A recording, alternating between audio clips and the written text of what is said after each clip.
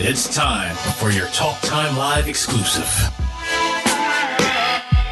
You are now about to witness the strength of geek knowledge.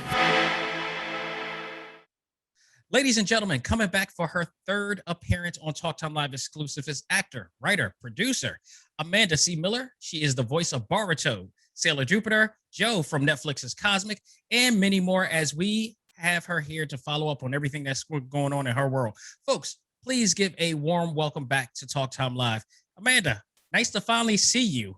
Hello. I know it's true. I guess the last couple ones were over just like audio calls. Your audio. They were just, look, I had to step it up. I had to, the budget has to go up. Yeah, no, I had to literally figure out how to turn my phone into a webcam because I'm like, oh no, he's going to see me. Also, I got like 2 hours of sleep last night because insomnia is real fun. Aww. And so I'm like, oh God, I got to make sure I'm presentable because if I had looked like I did when I woke up, I'd be like, now, is that a normal thing for actors, or is this that something that you got from Molly? What the insomniac?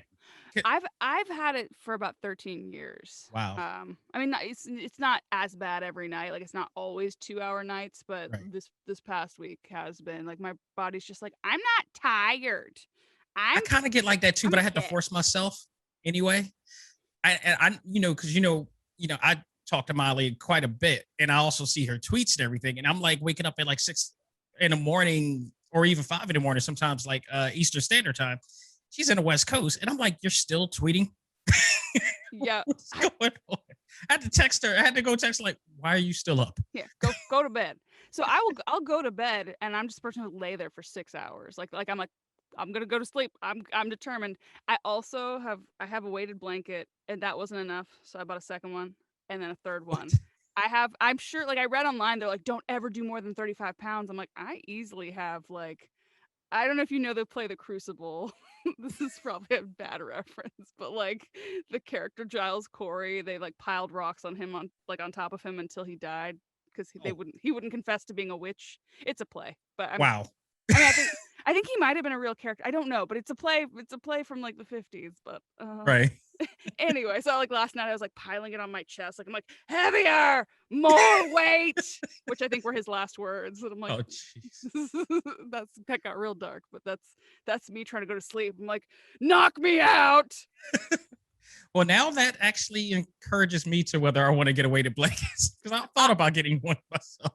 I like them because it's very like I also like I have like a lot of anxiety. I have PTSD. Like so it's like a pressure thing. It's like Somebody described it as like it's like white noise where if there's a constant, then your body's not as alarmed by little things. Wow. So like if there's weight all over your body, then if you feel a little thing on your leg or a little whatever, you're not gonna wake up. Right. Or like, I don't know. For me, I'll wake up if I hear something like 5 houses over. Like I'm that hyper vigilant. So it is kind of nice. I think the only problem with that idea for me is that our dog sleeps with us. So would they be on top of the blanket or would they both? He goes top and then he goes in. So if he goes in, it's like this dude ain't coming up. Yeah, no, I don't know. How big is he? He's a Jack Russell. Okay, yeah, that might they say don't use it for kids, so I'll probably use the same thing. He's he's a little kid level in this case. If you want to compare and contrast the size variation of it. I was like, as long as he's on top, although if he's on top, then he might crush you. Like you might have the 25 pounds and he just like lays on your chest, and that's just a no-win situation. That just turns out to be the thing that just is too much, and then. All right, so let's talk Sailor Moon because I lucked into contact you at the right time. I had no idea this was happening. You and the rest of the cast of Sailor Moon have announced that Netflix is releasing Sailor Moon Eternal based on the iconic series and manga coming in June. Can you talk a little about what that is going to be based on or about? I don't know how, like Netflix is very protective about like I actually have to post something at 11 or I'll do it whenever I'm done. Right. They don't own me. Like they're very much like you have to say this, you must do this. Right. Don't go off script, Amanda. Because I got in trouble for saying butthole at San Diego Comic-Con. Like butthole is so innocuous. It's funny. Leave me alone. Anyway, well, welcome to Talk Time Live. Yeah. Butthole live. I'm like a 6th grader. Like any of the 6th grade words we used to use are funnier to me I think you know what? I think you're not alone. I actually did a Naruto trivia with Molly, Yuri, and Tara. Not no, not Tara. It was Kate, and they were wild. They were you guys are a full bunch. Yeah. I see the camaraderie. I understand it. Trust me. Actors are very, especially theater people. I feel like they're an extra level of weird where we're just like, like, and yeah, for me, like old school, like Nards, Right. Wiener. Like that makes me laugh so hard. Like you got punched in the wiener. uh, yeah, it's just it makes me laugh. Anyway, what was you? I have ADD. If you can't tell, The the what's the Sailor Moon question? Eternal. Yes. Okay. So, it's based off of the nightmare or not nightmare. It's like there's an arc in the manga which in the original classic show was Supers or Super S. I call Yeah. it Super S, but apparently it's Supers. But to me that sounds like Supers. I don't know. I just like Super S. It's a big S. Anyway, um, it's in the old version. It was very like cute and fluffy, and it focused a lot on Chibiusa and Right. And we say Helios. the old version, you mean like the TV series, right? Yeah, so like the classic. So there's like Sailor Moon Classic, like the version Right. from the '90s that we like ended up redubbing. So Mhm. that version had it was just like it was like more like kid friendly, but in the Oh yes. manga it's not. So this version is based off of the manga, which is like like nightmares and Yeah. Nehelenia and the Amazon Quartet, but like they're they're still cute looking, but they're not as like, oh, we're just a bunch of cute, you know, Right. Right. not I wouldn't say bumbling, but like it was more innocent in Mhm. Sailor Moon Classic, and then here it's like, oh no, we're gonna electrocute you with our little powers, like, I'm um, listening. yeah, yeah, it's like sounds like a good time. Where's the catch? Like, Yeah. Right. um, yeah, so it's based off of that. So it's a two-part movie, but basically it kind of to me, I was like, oh, this kind of feels like it's just because it's like what is it, if it's an hour and a half or if each episode's like about 20 minutes, it feels like it's maybe like an 8 episode Uh, season kind of condensed into two movies. right. All right. So I'm definitely looking forward to it. I'd tell you this, when you guys were able to announce there was so much hype for this, because we haven't seen anything from Sailor Moon in a while. And in terms of anime content, this may be, in my opinion, Netflix's biggest acquisition in their library of anime that they have. I mean, they have some really good anime, but like, let's be real. Sailor Moon is in the Mount Rushmore list of anime. Okay. I mean, Did it, just really from a groundbreaking standpoint and just one of the originals, right. that was the trendy thing during the 90s when anime really started being a thing, when tape trading and all this stuff. What was your thoughts when this was brought to your attention, when they told you that like this was coming to Netflix and everything? I guess I knew they were going to do a movie, and I kind of figured we would be doing it because it's like a continuation of Crystal. But yeah, I don't know, what did I know. Yeah, I did not know it was coming to Netflix. Mhm.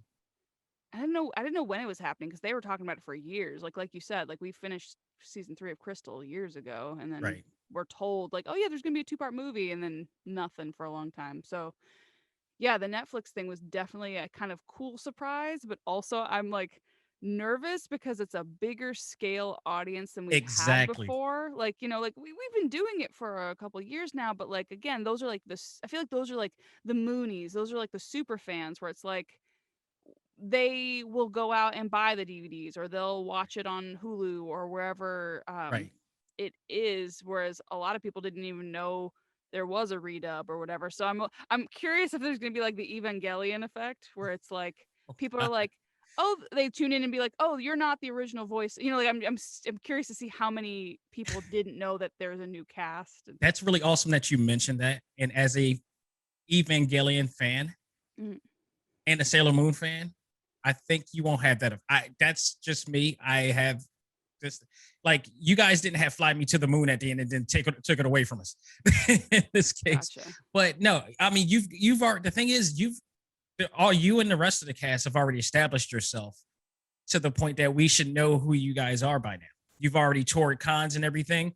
I'm Whereas but Evangelion, just came out of the blue. We're all hyped for Evangelion to come back, and then it comes back, and then they just dropped the bomb on us that told us that the whole entire cast has changed. They took out the Sinatra theme that made it so elegant, and that's why I think you guys won't have that same effect, because you've been working on all 200 plus some episodes, so you kind of really established yourself. Like, they really just threw it in there, said we're doing it. So Everybody was give any hyped. warning to the fans. No like, warnings. Hey, brand new None. cast, like a revisioning of it. Right.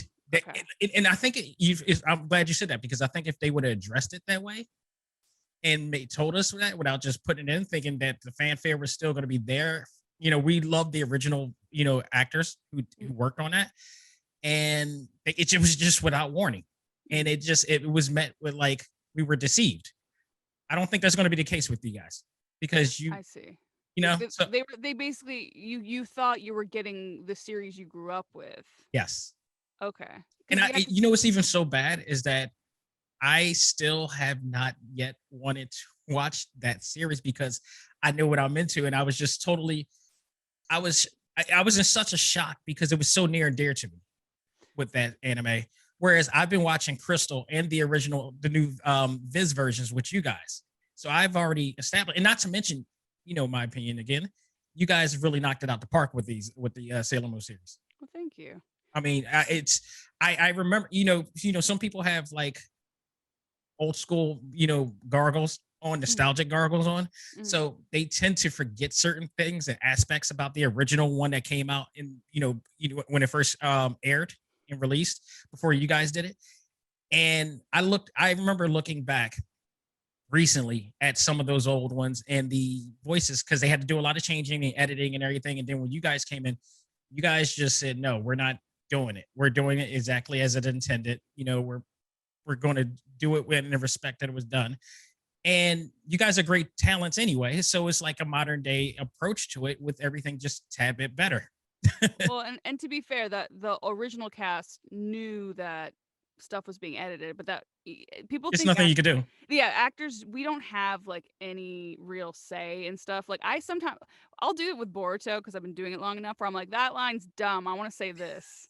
And if it fits, there's like the engineer has a whole alternate version of the show on his computer with just like naughty outtakes or funny improvisations that like he said me and Steve Bloom are like the top contenders. And every once in a while Miley will send me a text being like, because what he'll do is he'll keep the outtake, because I always surprise him. I don't tell him I'm doing an outtake. Right. Go ahead. No, you funny that you said that, because Yuri also had one as well that he did in a panel that I hosted like in 2020, and we the fans out there heard this soundbite that was not intended to be aired on live. So you guys are hilarious.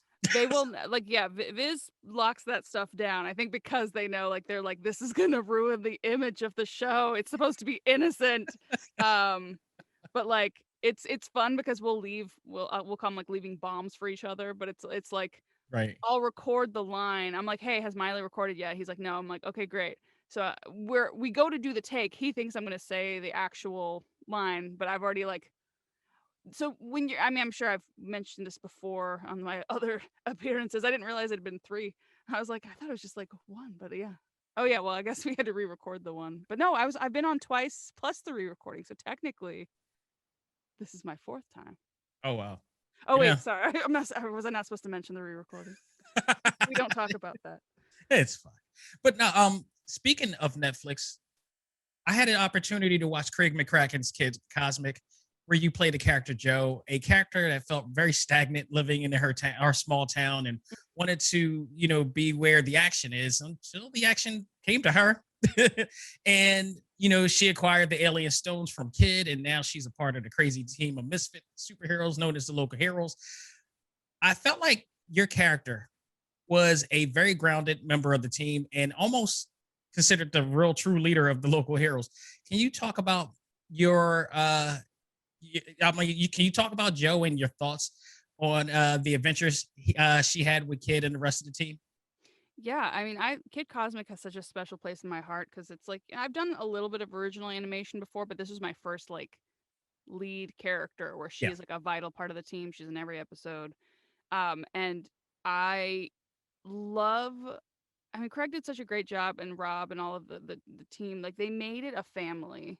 Yes. So I love that, like, even when they're like making fun of each other, they're never mean or they're never Mhm. intentionally mean. Like they care about each other's feelings, and Joe and Kid have this cute dynamic Mhm. where even if she's like, no, Kid, like this is crazy. What are you talking about? She's Right. still like, she's not like, you're an idiot, Kid. Like, like we really, Somehow she always believed in him even before the actual, the stones. yeah, like cause I guess because she was so bored, with this town, or whenever Kid came in, she's like, well, at least he's entertaining. He was the most exciting thing about So her I day. I love that where it's just like it's kind of like with Parks and Rec. They said most people agree that season 1 was just meh of Parks and Rec Yeah. because they hadn't figured out the special sauce that made the show work. And Right. so I was listening to, I think it was Michael Schur talking about Michael Schur, one of the writers or something like that, Mhm. talking about they realized that the show doesn't work if people are mean to Leslie. Right. Um, and Leslie can't be snarky. Leslie is like pure and wholesome, and we want to protect her. So the other characters should like it should be more of that family dynamic. And once they figured that out, season 2 like hit the ground running and never stopped. Like Yeah, because like they're all going through their antics in order to help her. yeah, like they all like even if like I mean I guess the most hatred there I guess would be like April to like Anne or whatever. But like for the most part, there's just I think that's why people like it because we want to see. I don't know. I feel like a lot of us come from like dysfunctional families or whatever, so it's nice to see wholesome people who just want to see each other do well. And I feel like Kid Cosmic has every character has that. Like even when Kid's kind of being like, "No, Rosa, we don't want you to play with us." In the end, he realizes, you know what? Actually, you deserve a ring. Like it's like a ring of power, just for people who Right. are like, "Wait, he's marrying a child." Um, no, there are no child brides in Kid Cosmic, at least not in the season 1. um, that's ultimately where the show's heading. No, I need to be careful because people will take me literally, and then I they'll put it know on my the internet, for Wikipedia. God's sake. Yeah, like people are like, I'm starting to do this like TikTok thing and making comedy videos, and I have one planned where it's basically like going to jail because your dry humor is too realistic. Because I'm always talking about bodies in my trunk. Right. Like, people are like, oh, like your car's messy. I'm like, oh yeah, you should see the blood stains in the back. Like, and because I'm so like, I'll be so dry about it. Like, I mean, people know I haven't killed anybody, I hope, but like, I just worry about that day where somebody like, I don't know, like the FBI is listening to me or whatever through my Siri or something like that, and they hear me talking about details that sound similar to a crime, and then suddenly I end up in jail, and they're like, "What are you in for?" I'm like, "Sarcasm." They're like, "Oh, not messing with you. You're the scariest person here." I But don't know yeah, what you're talking about. no, the show is just absolutely awesome. And it's what I loved about that show is that it's it's playing off as a kid show, but as you start to realize it and you really check out the premise and the narrative and everything, it's very motion picture esque in a Hmm. way. Like the storytelling, I envisioned it as a live action type of thing, and I can easily see that this turns into a live action type of whether movie or TV series as well if they ever wanted to. And I love the Powerpuff Girls. I love what he did with this, but this one right here, for some reason, it's just really character development is just really strong in this. Well, it's because it's his first chance of being able to tell a serialized story, because it wasn't Episodic as popular. well, yeah. Yeah, like it's like basically like people I guess for a long time, animation was like, no, we need kids to be able to just pop in, watch an episode, not need Right, to know the context, not need to know the characters, and be able to enjoy it. And so right, Netflix gave him this really cool creative opportunity where he's like, he's been wanting to tell a story like this for a while, where it's like right. an ongoing thing, and the events of this episode lead to the events of this episode, and so forth. Yeah. So I love that, and I also love that they don't shy away from death, like sometimes in Yes. hilarious ways. Like I mean, it's not spoilers. It's like it's a funny little It's thing. been a minute. Yeah, and also it's like, hey, watch the show if you think this is funny. But like the scene where like, you know, Rosa has these like she's like Niña gigantica, and she like that's what she calls out when she grows big. She's like Right. 4, but she grows into this giant, super powered, you know, creature. And there were like these aliens, and she's like, "Oh, I'm gonna help them." And so she puts all the aliens, tosses them in their spaceship, and then launches it into space. And Papa G's like, "Oh, okay." And then like later they're in space, and Rose is like, "Oh, spaceman sleeping." And you look out the window and you see all these like dead spacemen just floating there, and like one of them bonks against the window, and Papa G's is like, "Yeah, sleeping." Like it's just that's my kind of humor. Like it's And in hindsight, I absolutely love it. And you're right. You talked about the fact that like if you watch the Powerpuff Girls, it's just like everything that happens right there, and then it's moving on to a whole nother thing. They may come back to Mojo Jojo and all this stuff, but it's Right. under a whole different sense, and they don't even recall or reflect on whatever happened prior to the last time that they did anything. So here is like, yeah, you have a full attachment, even more of an attachment to these guys because you saw what happened, especially like times when Kid started doubting himself. Mhm. Was he did a great job in really grabbing your attention and really getting you engaged to every character for their own reason. Yeah, like I was watching and I was always worried. I'm like, oh, am I going to be the stick in the mud or something? Because like, you know, the leader or the responsible one tends to be. But I feel like Right. he wrote, like him and his team wrote all the characters really fleshed out. They have their strengths, and they can't, not that they can't function without each other, but as a unit, like everybody plays a vital part. Even Tuna Sandwich, you know, like the cat, you know, Yeah. like, and Oh, I just love that. the cat was awesome, Yeah, the cat, like the cat sometimes saves the day. So it's just like especially when he got the voice device. Oh, yeah. that was awesome. His And his the voice he the Sam has. Elliott sounding voice, Exactly. loved it. So on with that. So I can't wait. I can't wait for season 2 for that one, man. Yeah, I But think Craig finally was able to announce season 2. oh, he did. Yeah, he said something about they're working on it or something. Everybody, I was late on it in a bit with that show, but everybody who watched it day one was fully on board with this. I've heard from so many people, and you guys did a tremendous job. You know, now that I watched it, I'm on it. I'm a Kid Cosmic dude. Yay. I've never, I mean, I don't know how many people are watching it, but I know that the people who are, I haven't seen anybody be like, your show sucks or like whatever. Like everybody's like, okay, this is fun. Like this, a lot of them say The it reminds them music, of, the, yeah. the music, the portrayals, it just comes together so well. And I think there's something relatable about the whole entire thing because it's based around like a small town. Mm-hmm. And I have like towns like this where there's like a whole bunch of diverse group of people who are just there to just enjoy the day and just hang around each other, and there's just no animosity or whatever like that. There's always a town like that in every city, and I think that's the more relatable part, and it gives you an idea that like people can get together, people can have fun, people can look out for each other. And I think that's one of the biggest aspects of this thing that I love is that like people are actually looking out for each other no matter who you are. Right. So No, I love that. And yeah, I've rewatched the show multiple times. It's just like a comforting place because also it's so weird because like with anime you're seeing it as you're recording it, like the animation's already been done, so you're yes, matching to a pre-existing picture. the ADR aspect, yeah. Yeah, exactly. Whereas with this, I created this character. Like a lot of the weird Joe isms are things I add. You know, like original animation feels more collaborative. Yeah. Where they're like, "Ooh, you know what? That's not what we had written, but let's put that in the thing," and then they animate to you. Right. And so it's just cool because like when you're recording it, and also it takes a while. Like it takes, I mean, we probably recorded the pilot 2 years ago, maybe 3. Wow. You know, so like, and it's just now coming out. Like animation takes a while, and then also there's rewrites, and they had to shop it around because it wasn't originally at Netflix. Right. So sucks for One of those things that the outside world don't know, and how the misconceptions happen. yeah, like and like I'm like, I'm not sure. I think I might have said it on another podcast. I'm not sure if I should just like say it, but you know, whatever. They lost out on the show. It was originally a Disney show or Disney pilot. Wow. And I guess they passed, and then Netflix was That's like, a surprising thing because this is kind of right up their alley in a sense. I wonder.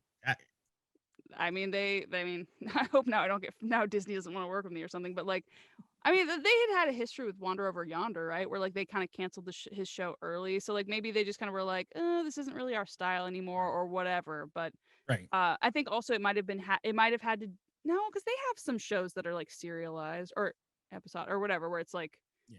ongoing. Because I was gonna say maybe that was it, but I don't know. Maybe it just didn't test well with their crowd. But anyway, it ended up at the home it needed to be because I think it's a very bingeable show. I think it would. Oh, it is. Yeah. No, I'm not joking. Like when I first watched it, like I literally just almost zoomed it all the way through, and I had to stop.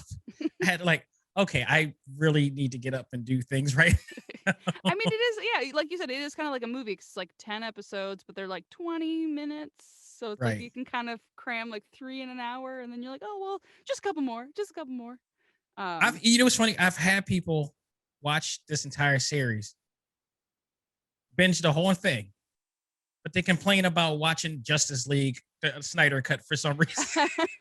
To be fair, I don't have a ton of interest. I mean, my dad's a big superhero buff, so he's always sending me articles about the Snyder cut and how it's so much better. And I'm like, better than what we had is very relative.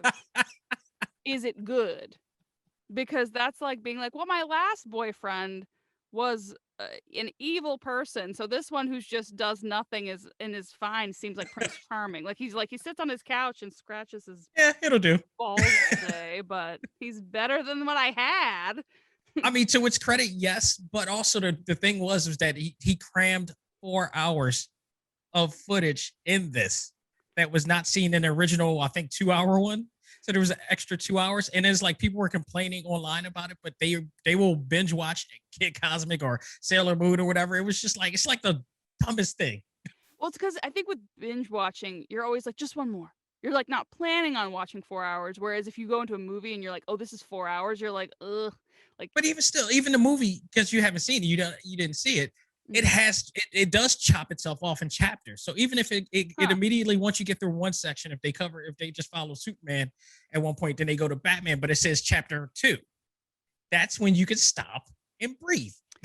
okay. At least. So it's like, where's the excuse at? Yeah, no, I'm weird about that stuff too. I'll do all sorts of I hate hypocrisy, and yet I mean, we're all hypocrites. But like I'll be We're like, human. well, I don't want to do this and that, but or like I don't want to spend 30 minutes walking on my treadmill, but I'll spend like 8 hours on YouTube and then be like, I don't have time to work out. It's I like, happen to know people who run and go on marathons and jog, but when they go shopping, they want to park at the closest spot to I've never gotten that because I don't like fighting. Like, I'm not the person who's going to sit and wait for a spot. Like, I'm like, I will submit. I am the weaker being Thank here. you. I will just go farther. I don't want to fight you, sir. Like, I'm not that person who's going to be like, you took my spot. I mean, even at like Christmas time, I'm just Or gonna even go, just make circles around for like 15 minutes. yes. I'll make circles. I mean, to be fair, maybe I'm too passive. Because my therapist is like, you don't put yourself first ever. So like, even if I'm driving on the freeway, I've gotten better about this. But I used to be somebody who's like, I need to get over. I need to get over. Right. Oh, I'm missing my exit. Okay, I'll just add an extra 15 minutes and try to go back around. And now I'm a little bit more like, I'm moving over. My signal is on. I'm yeah, and then it works. So I'm realizing like, okay, I'm being a little more assertive. But yeah, you're right. Like, why you're saving yourself like 20 feet, like, or I don't know, maybe not 20 feet. It's like, just the weirdest thing. it just park further, man. You're gonna spend less time than if you sit there and wait for 15 minutes for somebody like you're like, all right, their lights are on. They're gonna back up any second now. Any second now. Also, that stresses me out as the person who's like, I'm trying to find my podcast. Like, I don't if you're there, I feel like I've had times again, not putting myself first, where I'm like, oh, I don't want to make them wait. Even though Right. they're the one who chose to wait. So then I'll like rush out without even like putting my map in. I don't know where I'm going. And then I have to pull over somewhere and actually do my Google map there. And it's just like, I should be like, screw you. Like, So you talked about kind of putting your own spin on Joe, because that's an original animation that you guys put together. But I noticed, getting to know you a little over the time that you've been on the show and I've followed your career, that I feel like there are roles that you play which have a bit of your own personality and signature charisma to them. I mean, there's one thing to say for Joe But is this something that you try to implement in all the characters that you portray, or work to portray, or is it? Are you going fully intended or as to what they are supposed to be? I mean, I think it's a little bit of both. I think part of it's that the casting director's job is to pick somebody who's already kind of right for the role. So usually if I'm getting cast, it's because something about me they want me to bring to the character. So whether it's like that charisma, as you said, that's not me being like I'm so charismatic, but like no, charisma, or like I've been told that I have a hard time playing dumb, which is a compliment, I guess, because like they were like whenever I try to play flighty characters, I still sound like I'm in charge. Like Right, right. even like with like Junko, it's Like like you oh still my have like you have common sense every single. yeah, like even if I'm like being like, oh my gosh, I'm so excited to be here. Like you can tell that I'm like, I'll destroy you. Like it's not like, oh my God, I what? Like Amanda Seyfried does such a good job as was it Karen in Mean Girls? Mhm. Like that to me would be the hardest character to play, to convincingly play somebody who's like, my boobs can tell when it's raining. But like she seems like a real person. Like when I do it, I'd look like I'm some like a mental patient escaped from somewhere. Like my boobs can sense the rain. You asked me a question and my brain went whoop. What And was that's why this makes a great show. I oh my gosh. This is what having a conversation with me is like in real life, which is funny because I didn't actually like I was like diagnosed later with ADD like literally this year because I always just thought that's how people's brain work. But Right. like my friend Timmy, he has ADD and he's like, we both talk exactly the same. Like when we talk, we're like we follow that weird random thread. And Right. so it's like kind of nice to be like, "Oh, okay. Like we both know what's happening." Right. Um anyway, but you said it was a How question. about your character What you what I putting your bring to spin on it? characters. Yes, sorry. And Yes. also I need to stop talking over you because it's a podcast and people are going to be like, "Oh my god." Uh You're fine. I get so anxious when I hear people interrupting people on podcasts. Mhm. Like it's like I have to turn it off. Like if they talk over each other too much, I'm like, stop, Well, just one at a time. I tend not to always do that. A little secret thing that I do. I try to avoid what I call convo crashing. Okay. So I always avoid that. So I always make sure that you get everything you said out, and then I'll just interject in. So that's my secret. Yeah, and I need to make sure that like I don't keep adding things after I'm done because people are like, okay, she's done, and I'm like, oh, here's another little quirk, and it's like, stop it. But yeah, so when the stuff you bring to the character, so that's definitely something I think every actor needs to know is like, what do you bring? So for me, I Mhm. tend to bring like a snarkiness or like a kind of, well, it's funny because it's like I guess they're like detached characters where it's like an April Ludgate or something where it's like I don't care. Right. And the funny thing is I'm like I have anxiety and all these things and like I in real life inside I'm probably a lot more like Joe Mhm. where it's like I'm very like everything has to be perfect. I have to control everything. Right. If I don't, the world is gonna explode and it's gonna be my fault. So like there's like multiple Amandas, but like the Amanda that's like chill is like probably like the Amanda that like was built to like function in the world. And then there's the Right. inner Amanda that's like, ah, like the inner Amanda who like needs to pile like 75 pounds of weighted blankets on her just to try to like calm down and be like, go to sleep. Go under. Like that's probably what I'm doing. I'm probably just trying to smother myself so I can just like if you're not gonna go under, then just go to sleep. Just Right. putting a pillow over my own face kind of thing. And let's not that be weighted. Yeah. You got a weighted weighted murder pillow. That will defeat its purpose, I guaranteed. mean, that's kind of funny. The idea of like, are you a killer, but you just don't want to do that much work? Introducing the weighted pillow. Like you just lay it on and you like do your arms get tired trying to smother your grandma for her insurance money? I've from been the watching a lot from of the company, Dateline. your pillow girl. Yeah, exactly. And it's like murder pillow, but it's cute and it like comes in like different colors, Right, different right. like but Holiday themes. exactly like I'm gonna this needs to be a Oh dear sketch, but lord. it's a We're very brainstorming. it's a very specific sketch. That's the thing is like as I'm doing these like I'm trying to create these like TikTok things where I'm like okay what is my voice? And I'm like, oh, my voice is darker than I think people want it to be. But you have such a cheerful voice and tone that it doesn't come off like that though. I mean, I guess, but like yeah, like I, it's funny. I It's like think the like Little Red Riding Hood look, but she has a chainsaw behind. I guess, yeah, like where it's like, yeah, well, and that's the funny thing. Like I posted some stuff on my, since then, I finish your sentence. People don't know what you're saying, Amanda. Look, I'm like, oh yeah. So since then, I'm like, I didn't say what then was.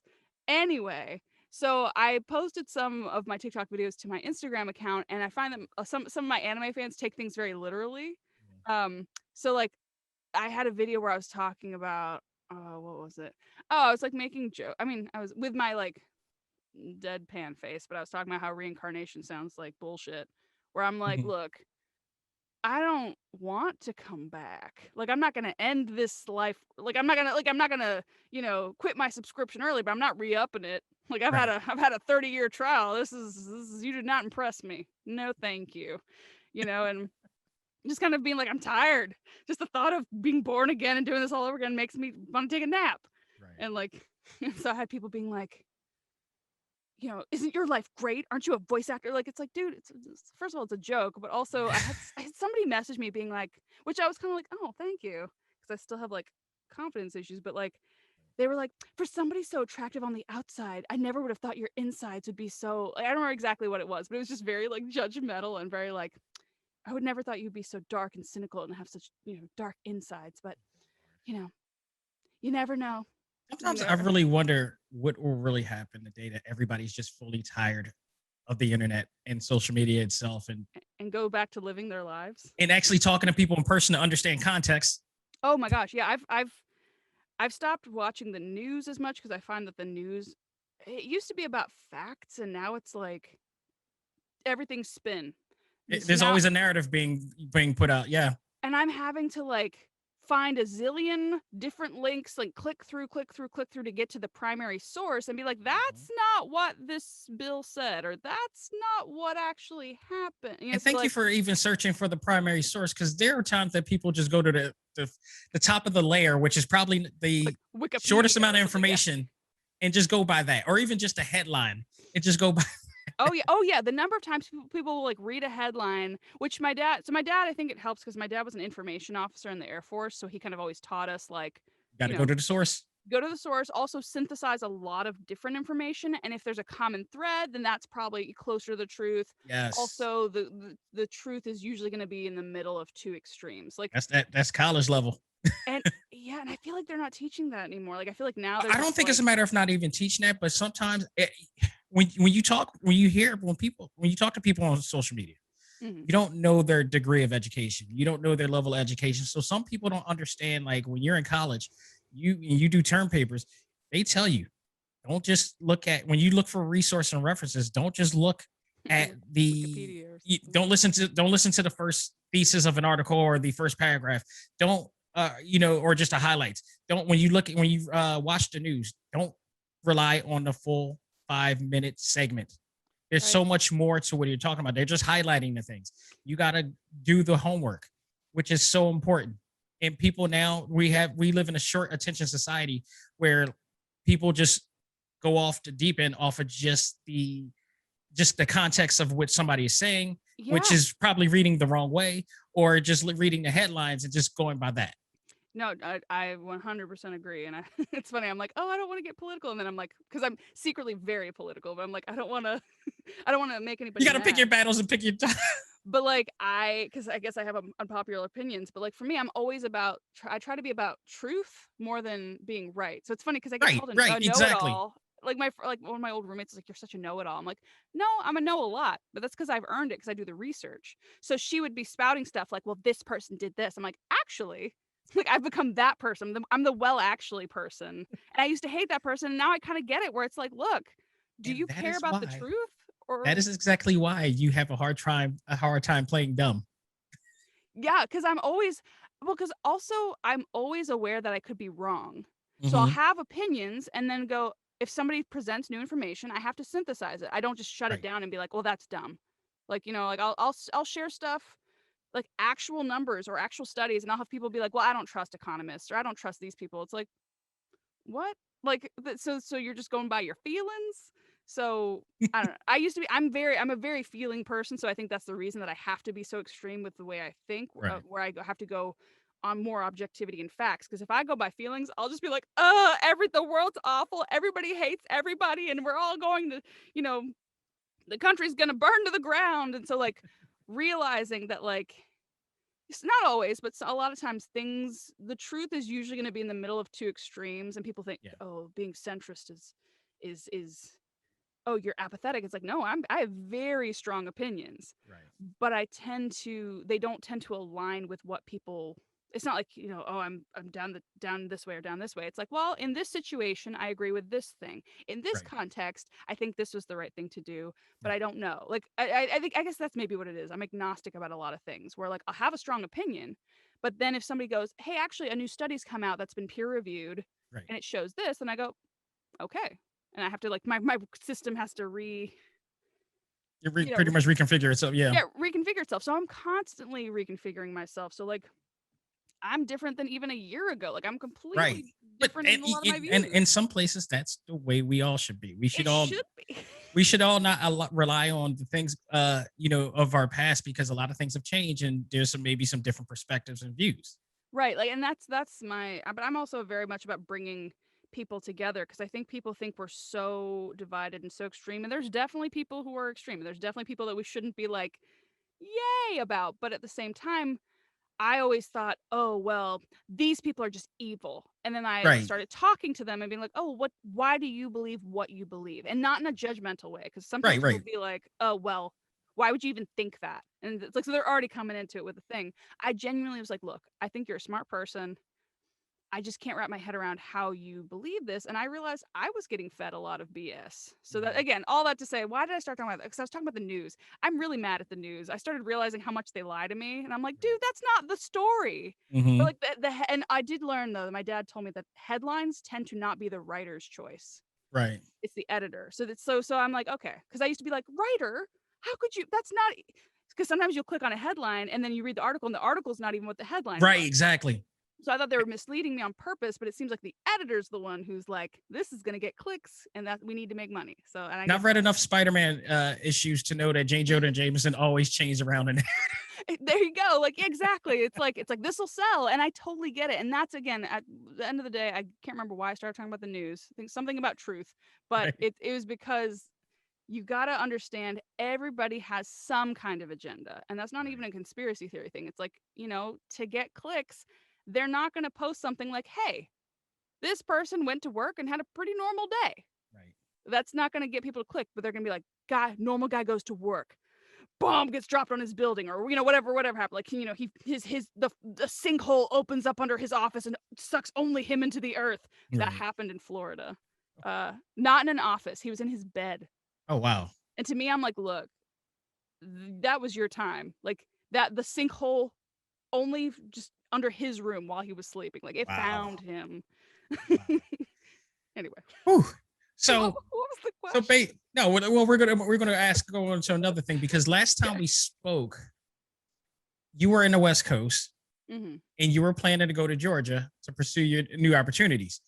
How has it been, especially with everything that was 2020?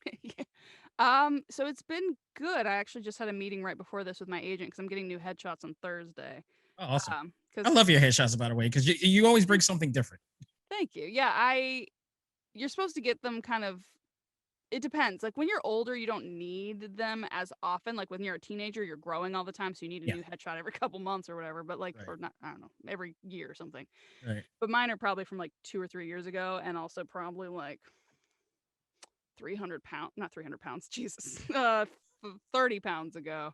Right. 300 pounds. That's the weighted blankets. Yeah, the weighted blankets make me feel like I'm heavier than I am. That's what it is. And also like your type changes like as you get older. Like, like today they're like, oh yeah, you could maybe play young mom. Like I used to be like, I'm a college student, even though I was like 30. Right. And so now she's like, I think you've moved up from like 21 to like the 25 to 33 range. And I was like, okay. Because in our business it's nice to be like, I can play young forever. I'm gonna be a teenager on the CW, even if I'm in my 40s. And then when I'm in my 40s, I'll play a grandmother. 21 Jump Street 2022. Exactly. They no, but it's been going well. Like I've had opportunities here. I mean, that's the thing is I always feel a little bit embarrassed because I'm like, I haven't booked anything yet. But I also, last year kind of put everything on pause, so there really wasn't a ton. Right. Some people were still working, but not like my type, I guess. Like maybe I don't know who was working, but I know I have some guy friends. I think because there's like a wrestling show here or something. So I think that it was more like that group. I'm not sure if I'm allowed to say what. No, I think I can say what it is. But it was like there's a show here called Heels, which looks really cool. Oh yes, yes. Stephen Amell, right? Yeah. So I'm excited about that one. Although I had a thing. I'm like, did I sign an NDA for this?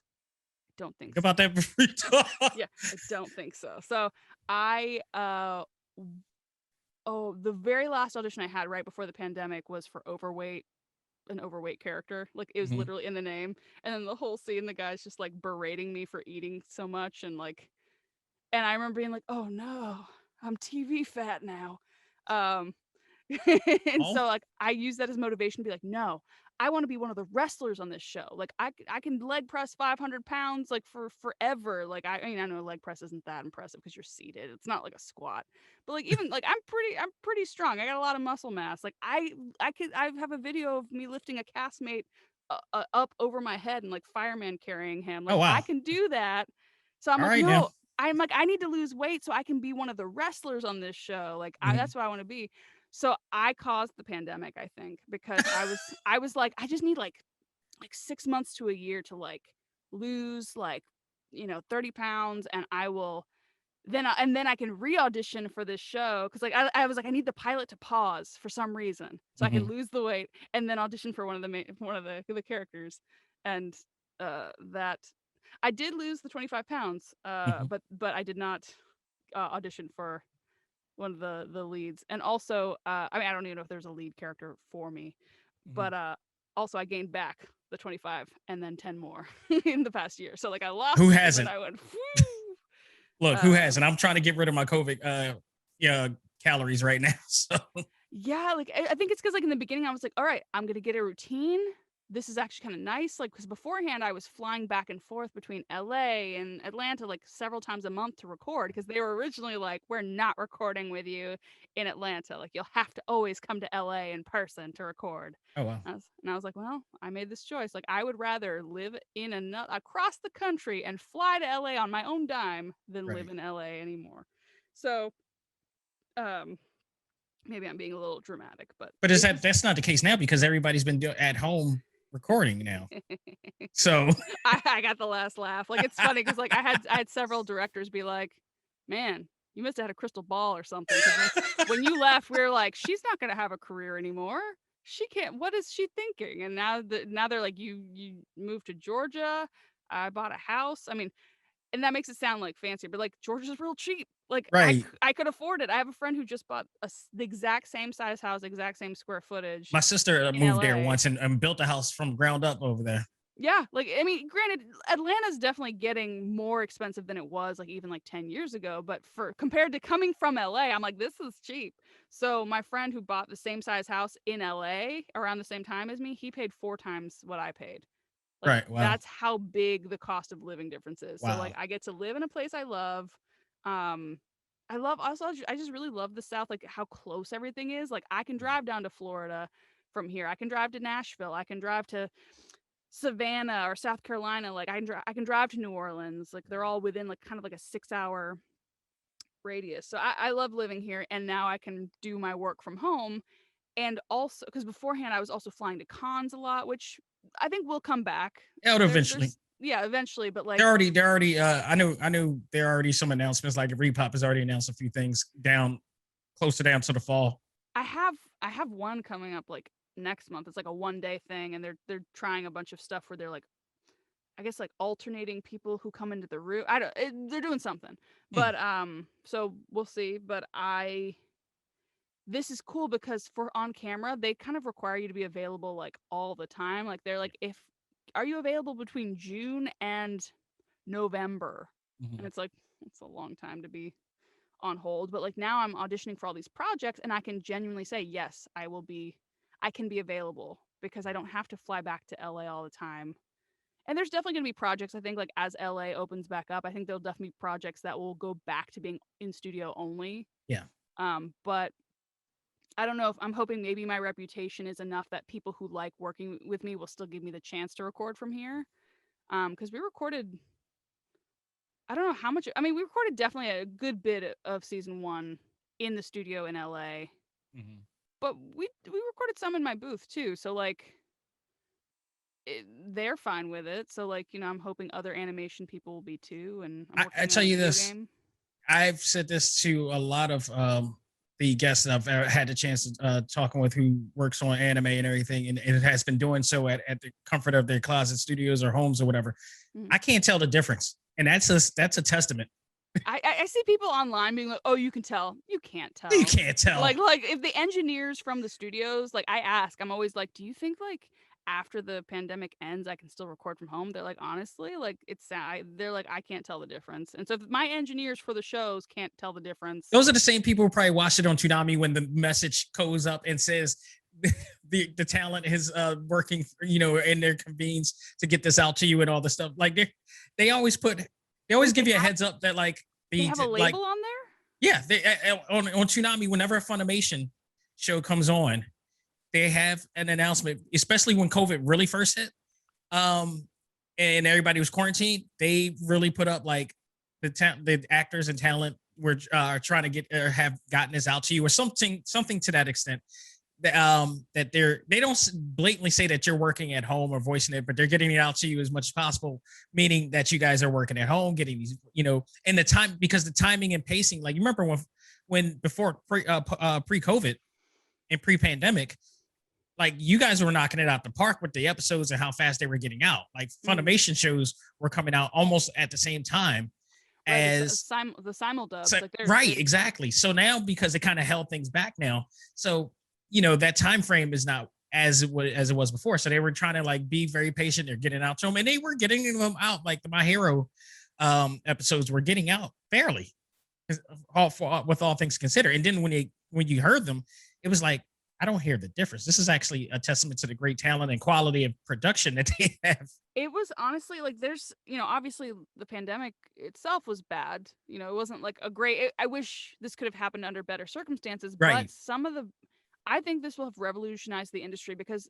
they would not have done remote if they didn't have to. And now they're not as scared of it. So now they're like, So now they're a little bit more open to talent in other markets. So now when people Right. ask, how they get into voiceover, I'm like, honestly, like, nah, I mean, still do classes, like, still do all that other stuff, like, Yeah. get the training. But now I don't know. I used to say, like, you have to move to like Dallas or LA or New York or Right. whatever. And now I'm like, I don't actually know because they're more open. But the thing is, if they don't know you, like you might still have to go there for a little bit to develop those relationships at least because people are Right. they met and like and trust and they're like, But okay, you should every so often. You should get some type of human interaction every so often. yeah, like and it just and maybe even like doing stuff over Zoom might help, like just like so they can see like, okay, like this is a person, they're not crazy, like um because that's the thing is like even for on camera auditions, what they've started doing since you can't go into the room, which is funny because Atlanta's never really been an in the room market. Right. Like LA, you have to drive across town to go to an audition to have your little one liner where it's like, would you like fries with that? Yeah. I have outside my booth, I have a self tape set up and lights and all that, Right. and I just record all my stuff from home. Sometimes I even record it without a partner, like so. There's like other lines, and then I'll just try to pretend to be the other person. But I'm not as convincing a voice actor as I thought I was. So I'm like, no, that still sounds like me, just higher pitch. Like that's, but I'll like put the lines in later. So when I'm acting it, I'll just because I don't like asking for help. So like you got to find like a Kyle Abert or like or Fred Tatasciore for stuff like that. right, somebody where it's like this is clearly a different person, but the problem is it can't sound good, like it can't sound like voiceover because it's being filmed on my phone, so it needs to sound similar. If I have somebody record it and then send me the file, it has to sound like it's in the same room. Right. That's the levels and everything. Yeah. I just need to get more friends, honestly. Like I have like one friend here who's like my best friend, and then he's about to move. So now I'm like, oh, I don't. No, I need to get better at making friends. So anyway, all that to say, now with the fact that casting can't verify if you're not crazy, they'll have you tell a story. So basically, they'll have you say slate and be like, "Hi, my name's Amanda Celine Miller. I'm 5'8" and I live in Atlanta, Georgia." And then they'll say, "Tell us a 30-second story about something that shows your personality or whatever, or like what you did this week or something like that," because they want to see that you're not like the first thing that comes out of your mouth is like, I smacked somebody upside the head or something. Yeah, it's like, well, I started my week off pretty well. I went to the gym and then I went to my clan meeting, and then I got like a stain. I got salsa stain on my hood and I was like, oh, like, ho. This is white. This is white. Like, this is supposed to be pure. Or, I don't know, like some like racist crap or something like, I don't know. I like how you just like really quickly just move. Like I said, like my humor's very dark. Where I'm like, yeah, and you're never going to see it coming. Like that. Like, can you recite that one more time slowly? Oh yeah, yes, salsa. It's like, no, the thing before that, the other thing. I'm like, what, Jim? No, that's because that's what comedy is to me. Comedy is surprise. I don't want to see it coming. So that's why I love like deadpan humor or like Nick Offerman type or something like that, where it's just like the face is completely neutral. So they might say something ridiculous and it takes you a second. And you're like, oh my god, that's fucking freaking hilarious. Sleep it out or something. You had one rule, one word I couldn't say. Right. And I said it anyway. But yeah, so it's just funny to see like all the ways casting for on camera and voiceover are adapting, because like in voiceover auditions it'll say like recording remotely these weeks or whatever, but I'm starting to see like must be able to come into an LA studio, so they're starting to go back, I think, but I think we'll be like a hybrid industry from now on. Right. So here's the thing too. I mean, you're in Georgia. I mean, you're in Georgia, but you're in Georgia.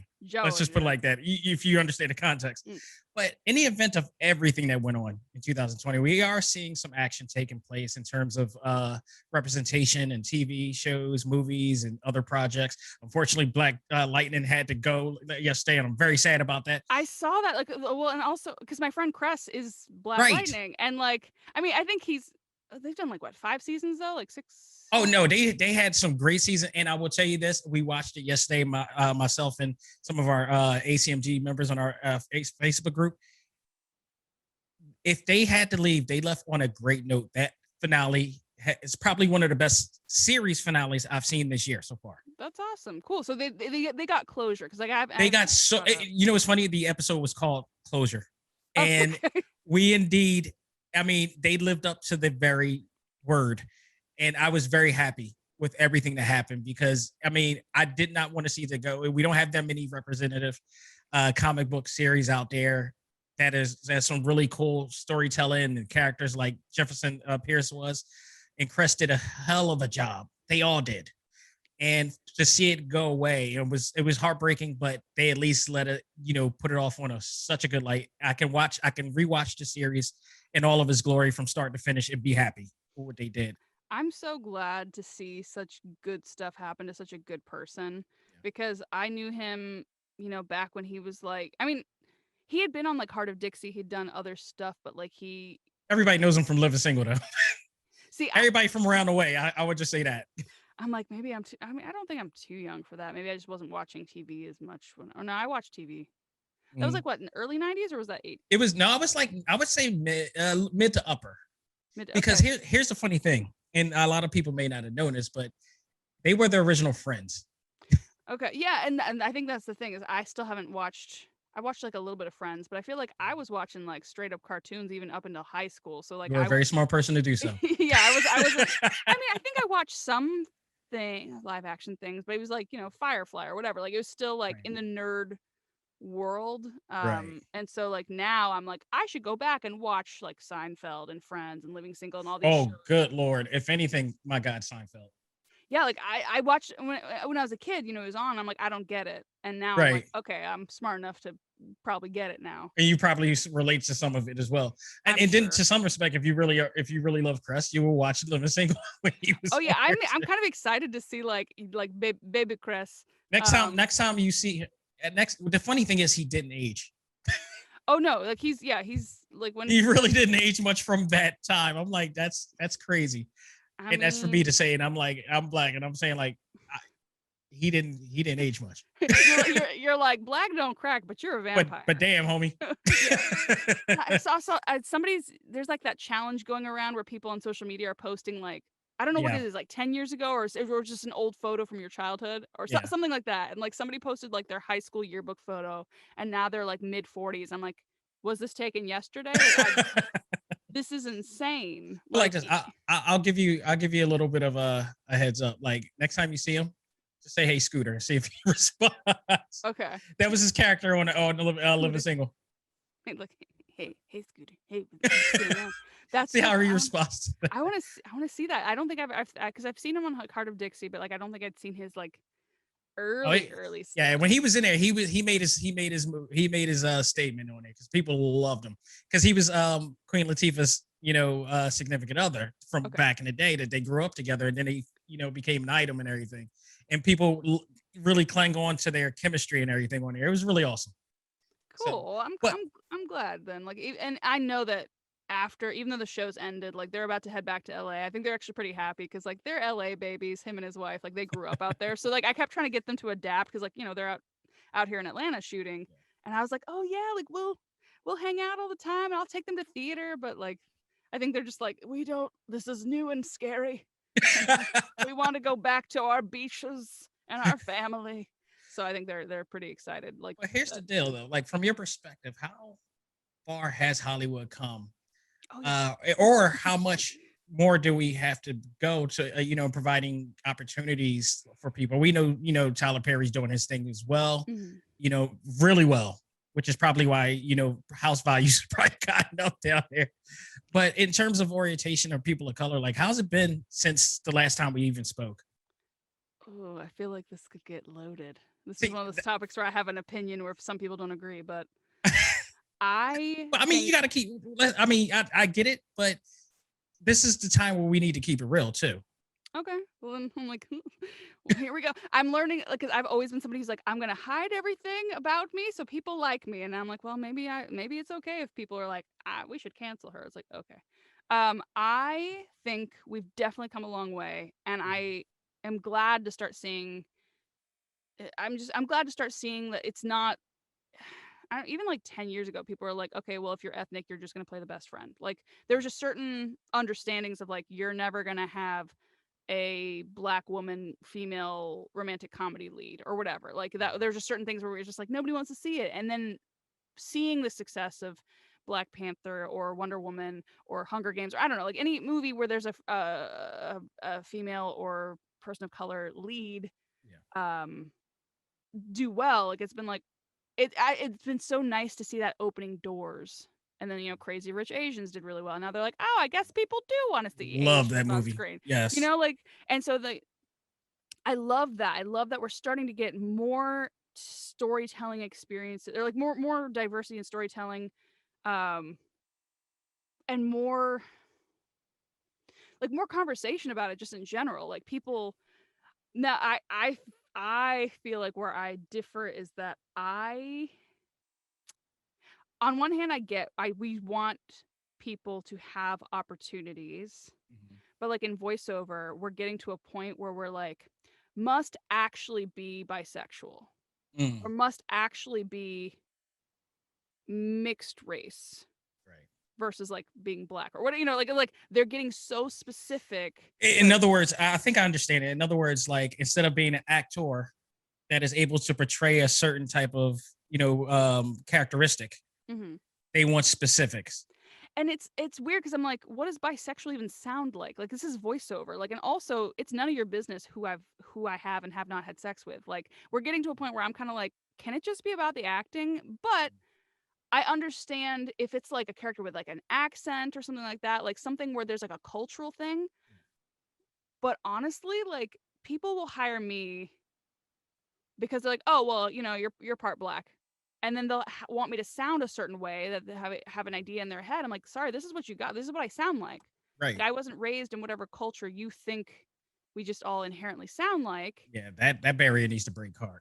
You know, so like I kind of don't like it like when I get auditions. Like a lot of times I'll get auditions for parts because I'm a person of color. And for me, and again, whatever, I need to stop qualifying things and just be like, this has been my experience.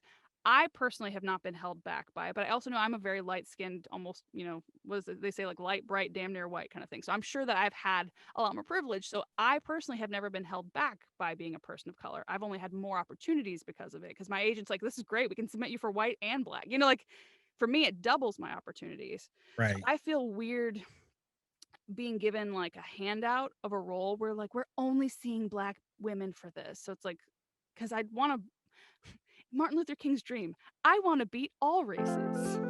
I want to be able to audition and know that it was because I was the best person out of everyone who auditioned, not that I was the best black woman out of like a pool of 10 women or whatever. Like, And basing it on pure talent at that. yeah, I mean, and so like I feel like it's one of those things where there should be a balance where it's like, yes, if we can strive to get somebody who's actually of a group, especially because there's a lot of people who are very talented, and when you specify we would like somebody who's actually of that group, you're expanding your casting pool, because casting directors, you know, they're busy. If they know somebody's good, they'll just keep hiring them again and again and again and not be forced to look for new talent. So what I like is that when they're looking for actual non-binary people or actual anything, they probably didn't have that person on their roster before. Right. So like even for like Kid Cosmic, I don't know for sure, but I'm pretty sure, like, you know, like the character design, you could tell that she was, you know, that she was black. And like, Right. I don't know if they only, I'm assuming that they probably only auditioned black girls. Maybe they didn't. Maybe they auditioned a bunch of other people and I just got the part fair and square. But like, there's, why did I start? I had a point. I started talking about Joe, Kid Cosmic. And like, I think that like the director once was like, no, like you got the part because you were like the best one for it. But like there's always part of me that's like, did I just get it because I was, you know, this and that? But ultimately I didn't care because like I love that character so much. Right. But no, there was a point. Come back. Oh, Kid Cosmic.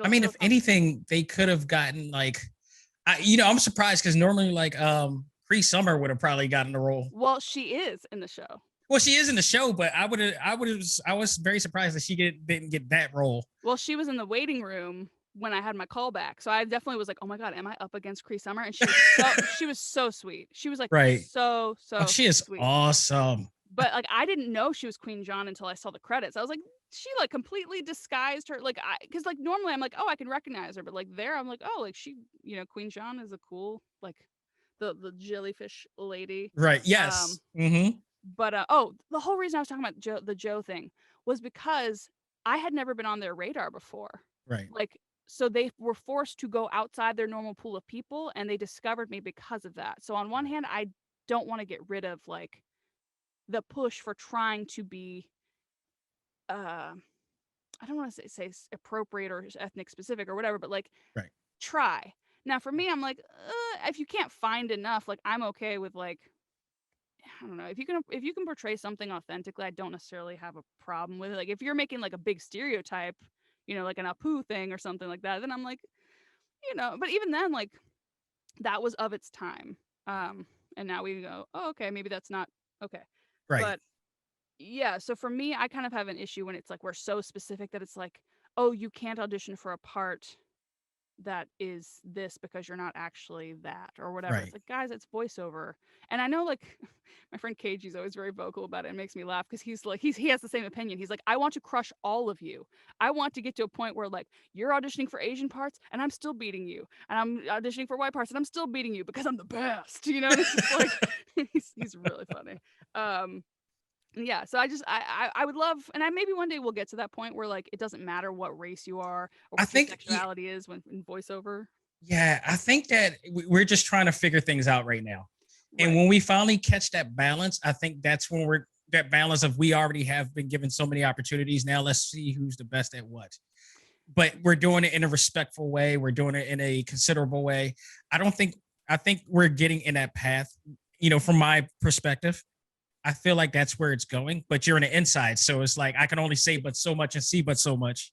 It's the pendulum swing. Like we were trying to course correct something. So we we're going a little too far one way. And I think eventually we're going to start to find our way back, because I've started seeing that where they're like, look, we have to cast 200 Asian people for this game. We understand there's not even 200 Asian voice actors in LA. So we are realizing like, okay, we're going to try to prioritize those talent, like, but if we don't find them, we will, because like a bunch of like white voice actors were asking like Asian voice actors, they're like, can we audition for this? Is it okay? So that's where that conversation with KG came from, where he's like, yeah, audition away, because I want to beat everyone. I don't care, you know, like, but I will say, and like this, I mean, this is more of a question for you, maybe. I get into it with my dad a little bit because he's like, he's a big superhero buff, and he's always like, oh, cool, there's gonna be you know, this gender bent version of this thing, or there's going to be this race swapped version of this thing. And to me, I'm like, yay. Because to me, I think it's lazy, because I don't really want to see a character that's traditionally been white or whatever suddenly be like, oh, look, it's this, but now they're black. I'm like, how about you give me like a Static Shock or like a new character that like, or like Right. you know, a Black Panther or something where it's like that character. I mean, like, yeah. What are your thoughts? Yeah. That is such an interesting conversation because that comes up a lot among fans. Mm-hmm. It depends on the situation. It really depends on the situation. Sometimes it is warranted. Sometimes it is good. Other times it is like, yes, just like you said, why not just make a separate character and redo it and just make it its own? Why do you have to make a female this or a black this or a, because it feels like sloppy seconds. Like to me, right. I'm not, and not all the time. Not all the time. Sometimes it is, you know, sometimes it works. Other times it's just like you could tell it's being force fed, and then other times it's just like you said, it may be some lazy way of doing it, or it may be a PR stunt. That's my problem. Is like I have a big problem. I feel like wokeness has infiltrated that area where they're like, look at us, and they're pandering onto it to attract, you know, the attention. Like they're not doing it because like, oh hey, we happen to hold auditions and this person just happened to be the best actor and we've decided to like retrofit it. They're like, we specifically are like, what if we did this, but now they're a chick? It's like we're not like. I'm not a novelty. Like you can't like tell a new story, but don't just be like, it's this person, but now they have a vagine, you know, or like this person, but now they have melanin. It's like, tell a new story that's fresh and don't give us really like sloppy seconds. It really just depends on the situation, because sometimes it does work and sometimes it's transparent and you see what they're really doing. I'll give you an example because this weirdly discussion came up. I believe Kevin Feige of Marvel. Mm-hmm. There's an article out. I don't know to what extent or how many articles are on this that was saying that like he regrets whitewashing the Ancient One on Doctor Strange. Mm-hmm. I forgot the actress who played the Ancient One, but I know she was phenomenal. And regardless of, I know that the Ancient One was a male and I believe of Asian descent. She really made it convincing, and her portrayal was really well done to the point that I was like, I did not mind this at all. Mm. For this particular role, I was great with it. I was cool with it. There are times that that it just comes off so cheaply done, and like it's just like, nah, you're just pandering now. And that's the things I used to get so mad when people were like, ugh, because I thought they were being racist or misogynist. And some people in the fandom can be, but I've noticed it now that I'm like, oh, I see it now, and I feel like they're just like, they think we're stupid, is what I feel. When they're like, look at. You idiots will all flock to the theater because now we've just made this cheap substitution and now we know that we're gonna get all your money. And it's like, dude, tell a new story. And like I think that's why, you know, things like Black Panther did so well, because it wasn't just, hey, here's this established character. And I don't have a problem so much with being like, hey, you know, I don't know, here's Mary Jane and she's Zendaya or whatever. Like I thought she did a great job with it.